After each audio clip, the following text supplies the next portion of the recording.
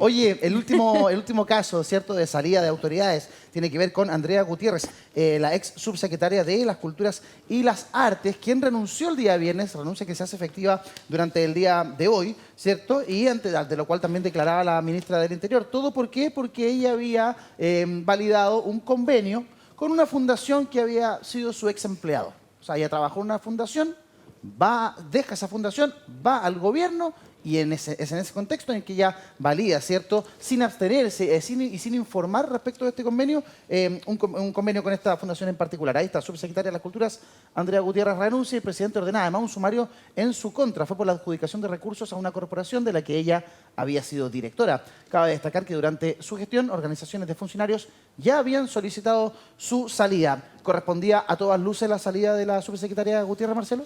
A ver, creo que hay que hacer una precisión. El Ministerio de la Cultura es un ministerio distinto, complejo. No se parece a otros ministerios. De partida tiene un conjunto de consejos que integra la sociedad civil, entre ellos el Consejo Audiovisual, donde se habría acordado la aprobación de estos recursos para una organización que es conocida en el mundo de la cultura, que es la Red de Salas de Cine Independiente. El sector de la cultura probablemente fue uno de los más golpeados durante la pandemia, por tanto había un compromiso del gobierno anterior. Yo presidí la Comisión de Cultura, la integré durante 4 años, de apoyar especialmente al sector cultural, y dentro de eso aprobamos en la ley de presupuesto fondos específicos para transferencias directas, para lo que aquí se hizo. Porque la red de salas de cine independientes, son creo que cerca de 9 salas, no podrían funcionar de otra forma ni salir de la crisis en la que, insisto, el sector de la cultura quedó, porque hay precarización laboral, trabajo estival, es decir, hay muchas condiciones que lo hacían especialmente golpeados. Creo que le asignamos $10 millones por el gobierno anterior, aprobado por unanimidad del Congreso, fue una negociación con el ministro Cerda de aquella época, para asignación directa que correspondía ejecutar en este gobierno, y eso es lo que se hizo. ¿Por qué renuncia la subsecretaria? Yo creo que al final es un hecho que era inevitable, porque ella, aunque no haya participado, aunque esto lo haya resuelto por unanimidad el Consejo Audiovisual, es decir, con representación pública y privada de la sociedad civil, quien dirigía o quien tenía representación legal de la red, posteriormente adquirió un vínculo, contrajo un vínculo sentimental con quien fuera su jefe de gabinete. Entonces, hay una cuestión estética, hay una cuestión de presentabilidad que probablemente hay que investigar. Yo creo que el sumario va a determinar, debiese determinar, que era parte de las instituciones que están destinadas a recibir estos fondos, pero estéticamente, evidentemente, generó un conflicto político, y esos conflictos políticos se asumen políticamente y la subsecretaria renuncia. Claro, en el fondo, para que a todo el mundo le quede claro, el convenio en sí no está en cuestión. No está en cuestión. Es la forma del actuar respecto de la subsecretaria Gutiérrez. El ministro Cordero habló de esta situación también. Revisamos la declaración del ministro Cordero. Ahí está, por la salida de subsecretaria de las Culturas. Cuando llegan por primera vez a un cargo directivo de una administración en el Estado, deberían tener una capacitación básica. Y aquí entramos en una materia que uno podría ¿cierto?, diferir respecto del ministro Cordero. Si esto existe una capacitación que se hace para las autoridades que llegan por primera vez. De hecho, más adelante vamos a revisar que esto no se hizo durante esta administración. Pero también, desde el sentido común, uno podría preguntarse, chuta, si vamos a tener que hacer una capacitación para que una persona pueda discernir qué es lo correcto de lo incorrecto, ¿estamos bien en la B, o no, Camilo? A ver, a cualquier persona cuando llega a un trabajo se le hace una capacitación, inducción, etc. Pero acá estamos hablando de probidad. En todas las carreras universitarias existen los ramos de ética, y esto viene desde la casa también. Eso se dice bien desde el sentido común. Por lo tanto, creo que el ministro trata ahí de justificar algo con acciones que no tienen mucho que ver, y por lo demás, cuando se busca una persona para que sea autoridad de un gobierno, esa persona tiene algunas características que la hacen acorde a poder desarrollar bien esa función. O sea, la subsecretaria algo conoce de cultura, yo no la conozco mayormente, pero me imagino que algo conocía de cultura, o sea, de arte. Viene del mundo de las culturas. Me imagino que viene de ese mundo, pero el tema estructural acá es un tema desde la casa, o sea, un tema de probidad. Yo creo que se está tratando de justificar el ministro Cordero, y no le encuentro sentido. O sea, si a uno lo convocan al servicio público para ser un subsecretario, para ser ministro, y tiene que ir a una clase para que le digan, chuta, si tú tienes que asignarle un fondo directo a tu ex empleador, eso tienes que informarlo. Se ve feo, ¿no? Uno de inmediato dice, bueno, esto por sentido común, uno dice, o abstenerse, o informar, o cómo funciona en la práctica. Natalie no ha hablado Sí, yo sé, con Marcelo. sí. Natalie. Sí, muy breve. Yo creo que, bueno, discrepo con lo que dice Camilo en el sentido de que creo que el ministro sí ha sido bastante tajante con el tema, si bien esto es una parte de la entrevista que ha dado que dice que falta en este caso como perfeccionarse o en el fondo tener como este tipo de acciones para tener mayor contenido en el cargo. Creo que sin duda es necesario, pero también yo entiendo que el ministro también lo indica desde cómo va evolucionando también temas del Estado. Por ejemplo, el tema de la asignación directa o el trato directo que hoy día está tan en cuestión, nace también con un sentido, y ahí bien lo explicaba Marcelo, a raíz incluso que se utilizó mucho con el tema de la pandemia y entre otros aspectos, que esta es un mecanismo mucho más rápido, más directo.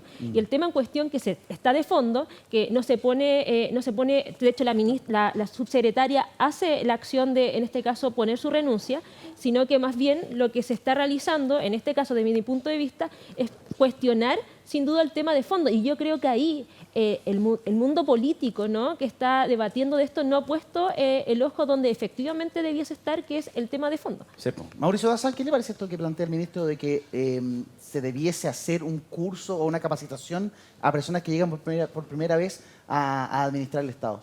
Yo creo que siempre es bueno hacer esos cursos, digamos, pero ese argumento no justifica lo que ocurrió acá. Este es un tema de cultura general y de sentido común. O sea, si yo estuve a cargo y fui director de una entidad y después asumo un rol en el Estado y tengo que intervenir de cualquier forma en la asignación de recursos a esa misma entidad, bueno, a uno a lo menos le surge una duda. Ahora estas autoridades no están solas en el mundo, porque todos estos órganos públicos tienen unidades jurídicas. Entonces, ¿qué es lo que uno hace?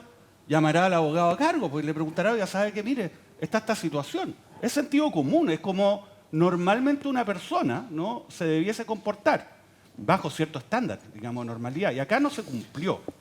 Y eso a mí me parece que es serio, ¿no? Ahora, bien, esto no tiene que ver con si es que el convenio respectivo está mal o bien asignado. Sí. No hay ningún antecedente de que los dineros hayan sido mal otorgados y mal ejecutados. Para nada. Pero sí habla de que tenemos una autoridad que carece de sentido común. Y creo que ese es un estándar que debemos respetar. Ahora se dirá, oiga, pero ¿y el curso? No, sería bueno que tuvieran un curso. Resulta que ahora la Contraloría, el día de hoy, aclaró lo siguiente. Dijo, mire, ¿sabe qué? La administración del presidente Boric, el año 2022, decidió no materializar una capacitación que realiza el Centro de Estudios de Administración del Estado. Según información confirmada, ahí está, Contraloría afirma que funcionarios de gobierno no tomaron curso de Administración Pública y Probidad. Po. Ponte más agenda. O sea, además, entonces, no puede ser que ahora aparezcan diciendo, ¿sabe qué? Oye, Es que sería bueno que tuvieran un curso, po, Sí. si Ahora, no lo tomaron. Espera, solamente para Sí, terminar dale. la idea. Sí. Autoridades de gobierno anteriores sí lo tomaron. Sí, en Bachelet y también en Piñera. Marcelo Díaz, tú has sido gobierno, tú tienes experiencia en la materia, por eso quiero entender cómo opera en la realidad, porque en el papel aparece una cosa que realmente en la práctica parece que no se da. Sí, voy a ¿Cómo ser es la cosa? súper políticamente incorrecto como me permite mi nueva realidad. Estuve este fin de semana en La Serena y recordaba mi primer cargo público, que fue gobernador provincial en la provincia de Elqui. Llegué y tenía 3.000 contratos para firmar, 3.000 finiquitos para firmar, 3.000 contratos para firmar, los proempleo.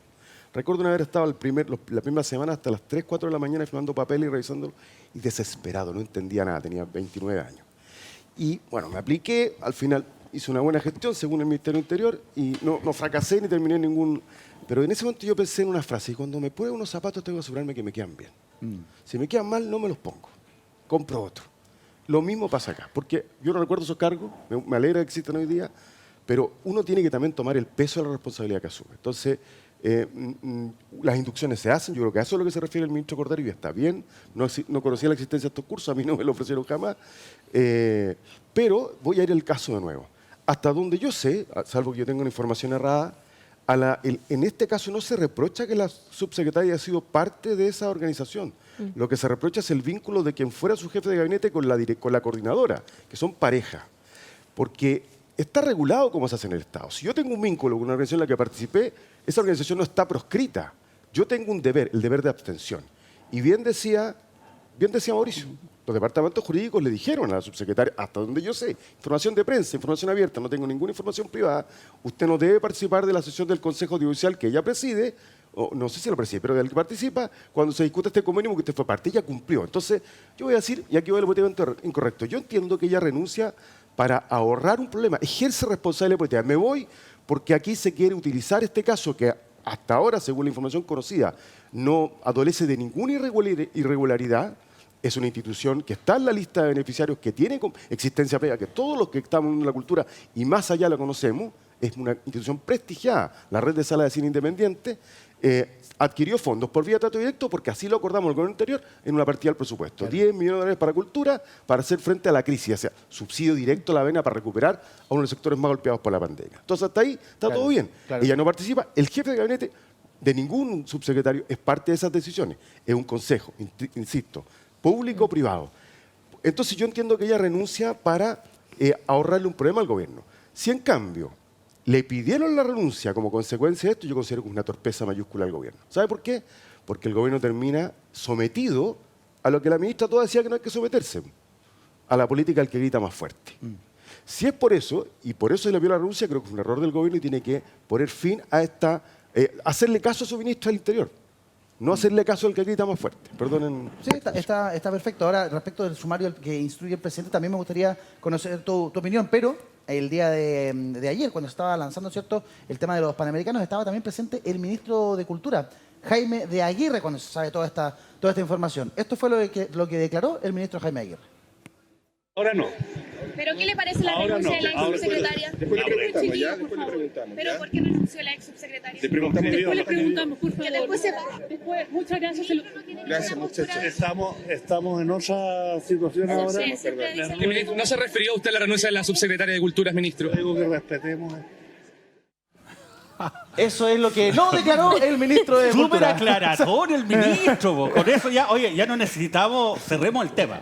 Cerremos el tema porque ya no necesitamos más. En todo caso, me gustaría agregar una pequeña cosa. Entiendo que también otro reproche era que ella no había informado, por lo menos formalmente, ¿no?, el nexo que había tenido con esta organización. No lo sé. ¿No? Ese también otro reproche que se hace públicamente. Y hay otro tema también.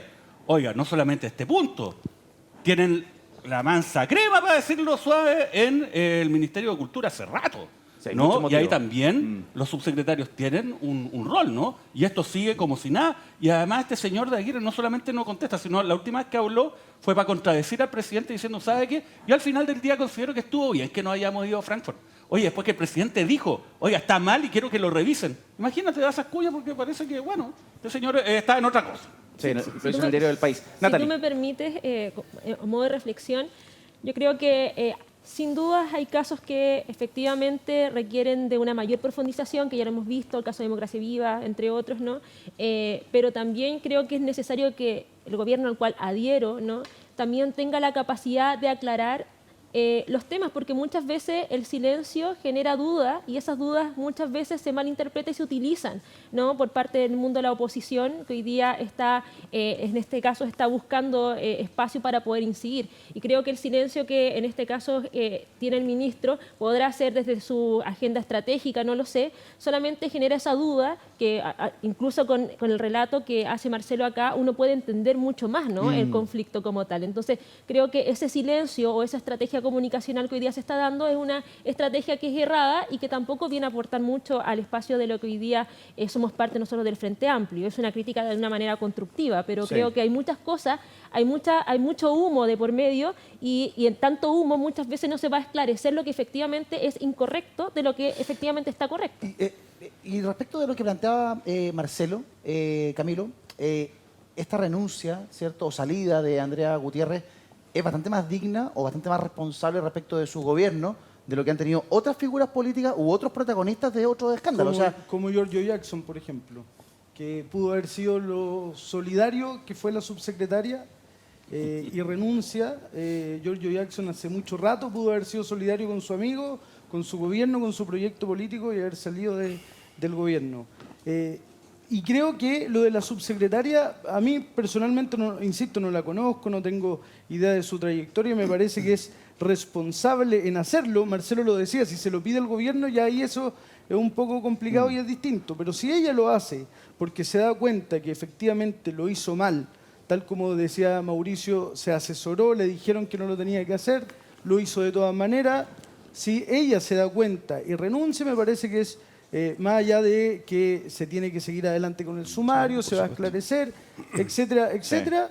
ella toma, digamos, el sartén por el mango y dice, no, yo renuncio. Me parece correcto porque ya se pudo dar cuenta y comprobar que estaba cometiendo un error administrativo. Creo que esa solidaridad que tiene la subsecretaria, en ese sentido, insisto, Sí. es la que le hace falta a algunas otras autoridades de este gobierno. Vamos a entrar en materia de Giorgio Jackson, pero antes vamos a destacar algunas declaraciones vertidas por el ministro Cordero en el programa Mesa Central de Tele 13 y que rescata el diario La Tercera. El ministro Cordero por lío de platas de Fundación Democracia Viva. Hay casos que derechamente tienen que ser calificados como corrupción. El ministro de Justicia aseguró que hay un problema estructural y que es altamente probable que la auditoría de la Contraloría sea extremadamente severa con la polémica asignación de recursos desde la Seremía de Vivienda de Antofagasta hacia la Fundación Democracia Viva.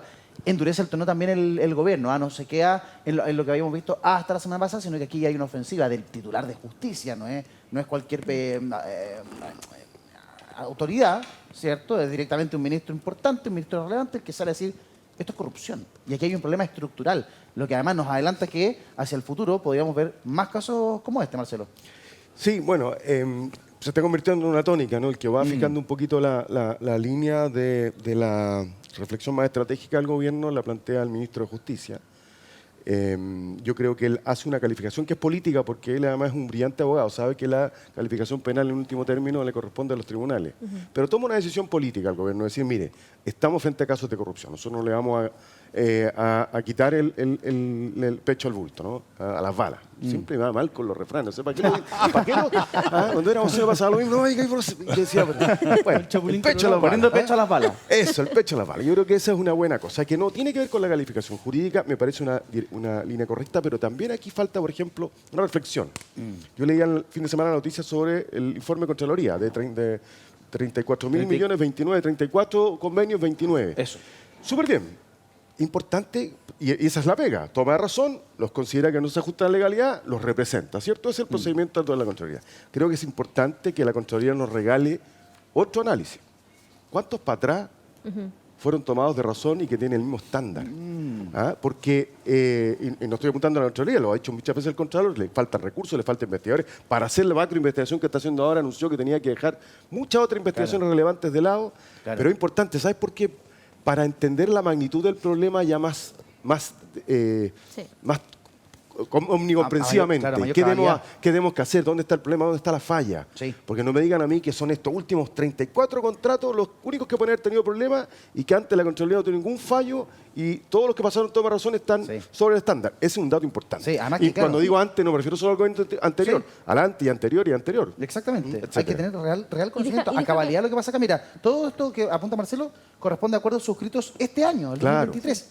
Y el monto involucra más de 13.000 millones de pesos, solo este año. Sí, Imagínense hacia atrás. Natalie. Déjame agregar una cosita, que este tema, bueno, hoy día se instala a nivel de gobierno central, pero si tú analizas de estos casos, muchos son de gobierno subnacional, gobiernos regionales y también en este caso municipal. Entonces, cuando tú vas poniendo la lupa, te das cuenta que efectivamente el tema es estructural. Puede ser en este gobierno, pero como bien dice Marcelo, en este caso, si lo vemos para atrás, podemos tener incluso como también una coyuntura que puede ser mucho mayor. Entonces, también hacer esa declaración de decir que acá algo pasa, ¿no? Sí. En los gobiernos subnacionales también, a raíz de que son de los 29, entiendo que uno es del gobierno central y los demás son de gobierno regional. Regionales. Mauricio Daza. Claro, lo que dice Natalie es muy relevante, ¿no? Porque acá lo que se analizó precisamente fueron convenios que han sido suscritos, ¿no?, por los gobiernos regionales, que los gobiernos regionales están a cargo de una autoridad independiente del gobierno del presidente Boric. Son autoridades electas, ¿no?, el gobernador regional, y además también pasan por un, entre comillas, control, que se supone que es del Consejo Regional, ¿no?, donde hay representantes de todos los partidos, y muchos de estos convenios han sido aprobados unánimemente. Entonces ese también es un tema, ¿no? Entonces esa perspectiva también hay que analizar y poner el ojo ahí qué es lo que está ocurriendo. Además, es una muestra que tampoco es demasiado representativa, lo que es preocupante para estos efectos, porque resulta que son solamente aquellos convenios que tenían que pasar por toma de razón. Y en Chile, los convenios que pasan por toma de razón son aquellos cuyo monto supera las 5.000 UTM. Sí. O sea, estamos hablando de más de 300 millones de pesos. Y hay muchos otros convenios, los cuales no tienen toma de razón, ¿no? Porque, por ejemplo, en el caso de Democracia Viva y en otros equivalentes, han sido divididos en términos tales de que un convenio, que en la práctica es una sola actividad, se dividía en 3 convenios, por ejemplo, chicos, chicos entre comillas, no chicos para lo que estamos hablando, de 200 millones de pesos, 190 millones de pesos, ¿no? Se entregan 3. Entonces son 3 convenios, ninguno de los cuales pasa por toma de razón. Eso es lo que ocurrió, por ejemplo, en el caso de Democracia Viva. Entonces, también ahí hay, digamos, un manto oscuro que se debiese investigar. El problema es que todos se llenan la boca con esta cuestión, pero nadie dice, ¿sabes qué? Le vamos a entregar no solamente más atribuciones, sino sobre todo más recursos humanos y materiales a la Contraloría para que pueda hacer una pega y abarcar más y ver qué es lo que pasa ahí, insisto, en esa zona oscura que todavía no es objeto de un análisis exhaustivo ni generalizado. Sí, yo creo que Natalie pone el dedo de nuevo en las tantas llagas que tiene este gran tema, que son los dineros que entregan los gobiernos regionales. Mire usted el ejemplo de los lagos. Vea este titular. Gobierno regional de los lagos es el más complicado. Los 22 convenios con fundaciones que les objeta a la Contraloría, consejeros regionales, solicitaron un pronunciamiento formal en la sesión plenaria que se realizará el martes y miércoles de la próxima semana en la comuna de Maullín.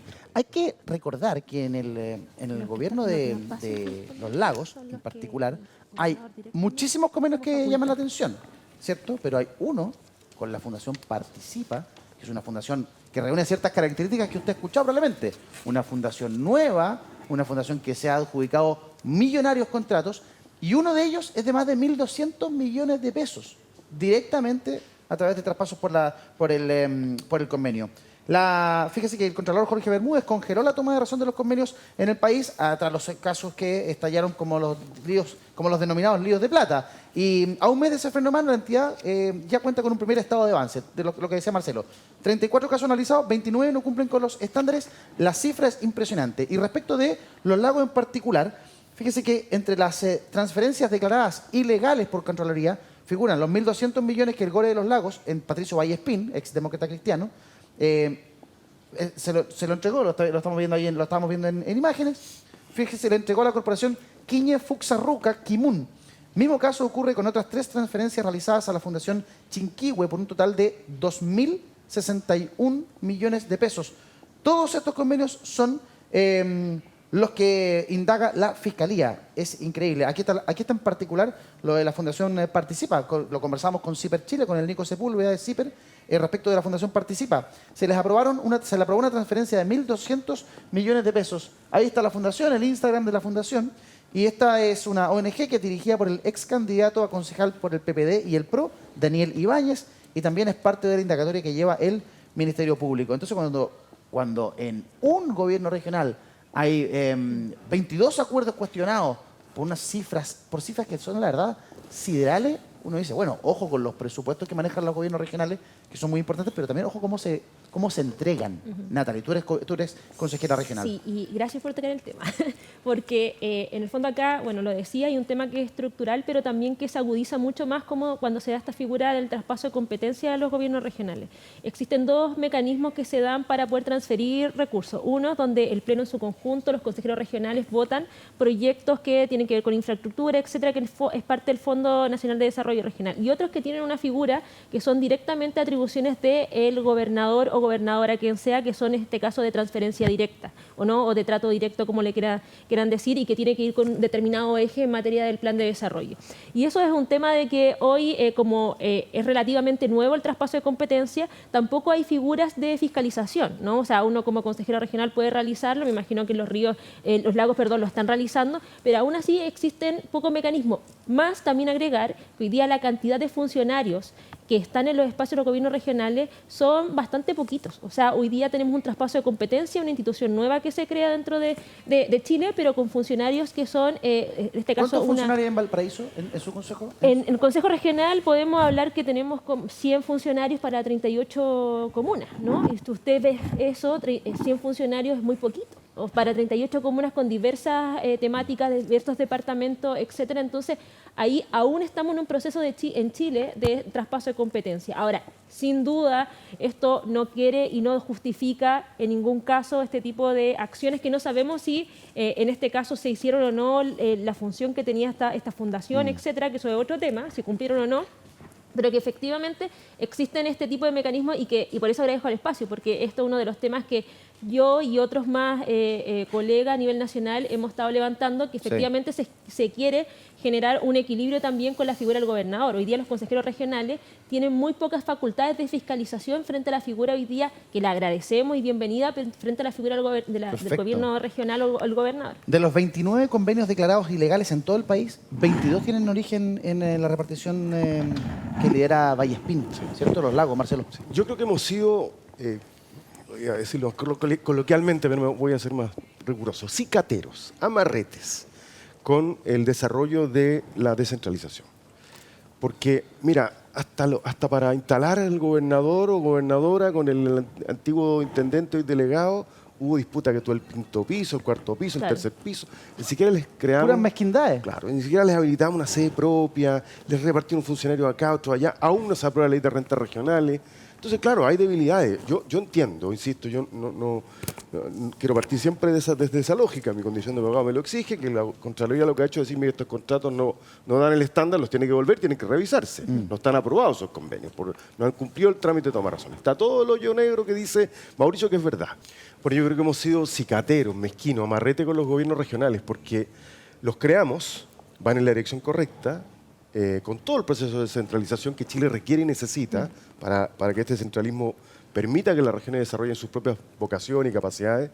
Pero ha habido problema para distribuirse la oficina. El delegado se lo peleó con el gobernador o la gobernadora, que tú en el cuarto, yo más arriba, yo tengo más estatus, la repartición de funcionarios, todo el proceso de instalación del gobierno regional que se hizo, hay que decirlo, es un dato objetivo, en el gobierno anterior fue para debilitarlo y no para fortalecerlo. Y esas disputas no han cesado hasta el día de hoy, también hay que hacerse cargo. Entonces, y no se ha aprobado la ley de renta regional, etc. Entonces, no solamente debimos haberlos dotado, y tenemos que dotarlos de infraestructura, de sede, de funcionarios, sino que también de recursos. Pero la contrapartida de eso es darle más atribuciones y más recursos a las contralorías regionales y crear más unidades de fiscalización y control. Porque lo que puede terminar pasando, lo conversábamos con la Natalie, es que al final terminemos como esta historia del sofá de Noto. Digamos, no les pasemos más plata, se detiene la descentralización, se vuelve a centralizar todo en Santiago, más riesgos de ineficacia, porque no hacemos lo que hay que hacer. Y a veces, para hacer las cosas bien, se requiere no solamente inteligencia y capacidad, sino que también recursos. Y aquí faltan recursos. Es muy difícil hacer las cosas bien, Mauricio. Hay que hacer lo que yo preguntaba al principio del programa, hay que hacer una vuelta legislativa, hay que rigidizar normas, o se puede de una manera práctica y rápida solucionar este problema de cara, no sé, al menos el presupuesto 2024. Bueno, hay que analizar también, ¿no? Nosotros tenemos un universo acotado de casos, por más escandalosos que sean, respecto al universo general de transferencias, que son miles, ¿no? Entonces hemos hablado de cuántos casos. Claro, cada uno de ellos muy grave y merece, obviamente, donde corresponde un reproche y siempre un análisis que sea exhaustivo, ¿no? Pero hay que ver, yo estoy de acuerdo con lo que se señala acá respecto de la descentralización. La verdad que la promesa incumplida por toda la administración hasta el día de hoy es precisamente permitirle a los gobiernos regionales, a nuestras regiones, que puedan tomar un rol activo en decidir, ¿no?, su propio futuro, asignando, ¿no?, recursos a lo que son sus necesidades que sean más inmediatas. Ahora, respecto de la Contraloría, es verdad. Hay que entregarle recursos a las Contralorías regionales, pero siempre entendiendo, y esta es mi opinión, que tiene que haber una Contraloría fuerte a nivel nacional. ¿Por qué? Porque si no, la posibilidad de captura a nivel local es mucho más fuerte, ¿no? Entonces es más fácil, para decirlo en buen chileno, arreglarse a alguien, digamos, en una región, en una comuna, que son grupos mucho más acotados, ¿no?, que hacer lo mismo respecto de un órgano que debiese operar de manera central, fuerte, pero también desconcentrada y descentralizada según lo que corresponda al diseño. Ahora, un tema, porque acá se hablaba de estándares, ¿no? La Contraloría rechazó estos convenios, ¿verdad? Pero no lo hizo porque se le ocurrió, sino fíjense lo que señala, dice, no hay cumplimiento de estándares. Dentro de esto dicen, mire, ¿sabes lo que pasa? Que estas fundaciones presentan giros demasiado amplios. Fíjese cuáles son los giros. Había unas corporaciones, fundaciones que decían que básicamente su actividad es dedicarse a ayudar al prójimo. Bueno, mi giro. Ese es mi giro. Pero qué maravilloso, ayudar al prójimo. Ese era el giro. O sea, ahí te cabe lo que sea, claro, ¿no? Ayudar al prójimo es cualquier cosa. Bueno, además se señalaba que los objetivos de cada uno de estos convenios tampoco estaban muy bien precisados, ¿no? Y tampoco los ítems en que se dividían los distintos gastos tampoco. Pero fíjese, por ejemplo, un caso, la famosa Fundación Participa, ¿no? Sí, que nosotros hablamos la semana pasada. Le entregaron 1.200 millones de pesos de un paraguaso para la regularización de propiedad, ¿no? Esto en un contexto en el que el Ministerio de Bienes Nacionales ya tiene programas que ejecutan ellos mismos para realizar esta misma labor. Pues le entregaron 1.200 millones de pesos. Y el giro de esta actividad es básicamente contribuir al desarrollo democrático de la sociedad chilena. O sea, perfecto. Ahora, la duda es por qué le entregan a una fundación que no necesariamente es una entidad que haya realizado esta labor antes, ¿no? 1.200 millones de pesos para regularizar propiedad, ¿no? Cuando existen otros programas públicos en ese mismo sentido y no sé si van a regularizar cuánta propiedad, tampoco se señala cuántos números, ¿no?, de propiedades se van a concretar en estas regularizaciones. Por 1.200 millones de pesos, la verdad que yo creo que van a regularizar gran parte de la región. Entonces, ahí vienen dudas que son razonables respecto a estas asignaciones. Y esta asignación es de los gobiernos regionales, Claro. no es del gobierno central, no de la administración Boric, para decirlo de alguna forma. Sí, fíjate, Eduardo, Camilo. a mí me pasa que sin duda acá se identificó una forma de defraudar. ¿Ya? Y ahí, modo operandi se le dice también, ahí el Ministerio Público tiene que ser severo, claro y tenemos que tener alguna respuesta. Pero también me pasa que pagan justos por pecadores. También hay un montón de fundaciones que han hecho la pega durante años, que han postulado a los fondos, incluso a los de asignación directa, han presentado la documentación, han rendido bien y se han mantenido vigentes por años haciendo una muy buena pega. Entrando, digamos, como le gustaba decir a este gobierno cuando hacía campaña, irrumpiendo en el tejido social. Y lo hicieron muy bien. Y acá están pagando ellos también porque se les cuestiona, se mira, se va a investigar, se está investigando a fundaciones que no me cabe duda que han hecho una buena pega y que lo que decía ahí ¿qué era? ¿El giro de la fundación? El giro era ayudar al prójimo. No me cabe duda Mira qué que hay notable, muchas pero- fundaciones a las que se les asignaron recursos que sí ayudan al prójimo, pero sin duda que acá hay una forma de operar, identificaron una forma de defraudar y hay que seguir el hilo y ojalá que tengamos respuestas claras y contundentes al Sí. respecto. Saber quién fue, yo no estoy apuntando a nadie con el dedo, no estoy diciendo quién fue, no me corresponde a mí, pero creo que el Ministerio Público acá tiene que dar ejemplo. Algo que pero decir. no solamente Algo que Y sin duda la administración Sí. también se tiene que hacer cargo de lo que hablábamos previamente.